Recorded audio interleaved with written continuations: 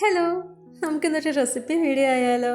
നമ്മുടെ നാട്ടിലെ ചായക്കടയിൽ ഈ പഴംപൊരിയുടെയും ഉഴുന്നുവടയുടെ ഒക്കെ കൂടെ ഇരിക്കണ ഒരു വെട്ടുകേക്കില്ലേ, നമുക്കിന്ന് അവനെ ഒന്ന് പരീക്ഷിച്ച് നോക്കിയാലോ? ഞാനിവിടെ 2 മുട്ടയിലേക്ക് കുറച്ച് വനില എസൻസും പിന്നെ മധുരത്തിന് ആവശ്യമായിട്ടുള്ള പഞ്ചസാരയും ഒന്ന് പൊടിച്ചിട്ട് നന്നായിട്ടൊന്ന് ബീറ്റ് ചെയ്തെടുത്തിട്ടുണ്ട്. നിങ്ങളുടെ ഏലക്ക ഉണ്ടെങ്കിൽ ഈ പഞ്ചസാരയുടെ കൂടെ അതും പൊടിച്ച് ചേർക്കാം കേട്ടോ. എൻ്റെ കയ്യിൽ ഇല്ലാത്തതുകൊണ്ടാണ് ഞാൻ ആഡ് ചെയ്യാതിരുന്നത്. ഇനി വേറൊരു ബൗളിലേക്ക് ഒരു 4 ടേബിൾ സ്പൂൺ മൈദയും 1 ടീസ്പൂൺ ബേക്കിംഗ് പൗഡറും കുറച്ച് ഉപ്പും കൂടി ചേർത്ത് നന്നായിട്ട് മിക്സ് ചെയ്യാം.